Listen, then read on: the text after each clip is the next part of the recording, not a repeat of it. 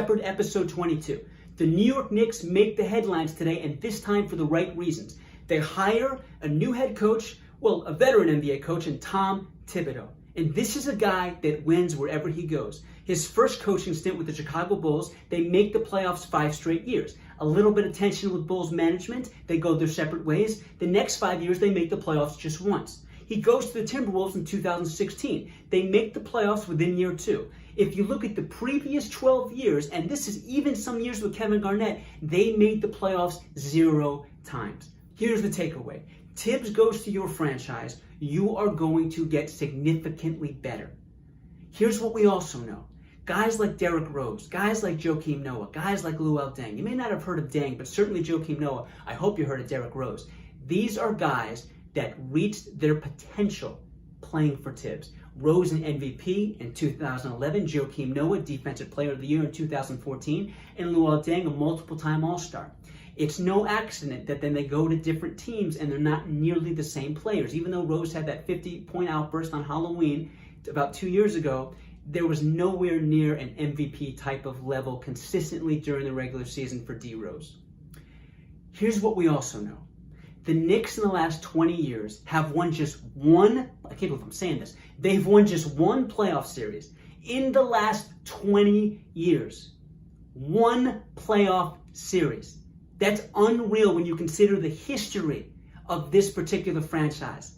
The Knicks and the world's greatest stage in Madison Square Garden, for that team to win once in the last 20 years. But if you correlate that with something, they have not had one head coach that has been there for 3 straight years since Jeff Van Gundy. That was about 20 years ago. That's a problem. And we're not talking about stiffs. We're talking about Lenny Wilkens and Mike D'Antoni and Larry Brown.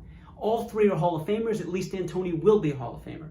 So if you are the Knicks, I urge you, you've got to show patience. The 2 best players, the 2 cornerstone pieces to be more exact, are Mitchell Robinson and RJ Barrett. And you got to give them time to come into their own. You can't point at Tibbs and say you make the playoffs or else. You can't cut bait too soon. You can't knock the guy's head off too soon. You need a plan. You need patience. Doc Rivers is universally regarded as a top 3 or 4 coach in the NBA. 3 seasons in Boston, he was subpar. And a lot of fans wanted him gone. To the Celtics' credit, their ownership says, this is our guy. We just got to retool, and we got to have patience, and we got to have the right players. And what ultimately happened, an NBA championship in 2008 would have been more if KG did not get hurt. The point is, hiring a good coach today, who even has the players' ear in the locker room, isn't enough. You need the infrastructure from the top. You need management to be patient. You need management to say, we understand that it takes time for players to become great. And it takes time for a coach to be great, and he has to have the right pieces. This is a really good move for the New York Knicks. You're hiring a winner, but if you truly want to be a winner, you have to have a plan, and it has to be long-term. You can't cut bait after a year or 2 years like we see in the last 20 years. James Dolan, you made the right hire. I salute you for that. But the ultimate salute is going to be if you show the necessary patience and discipline to let this play out.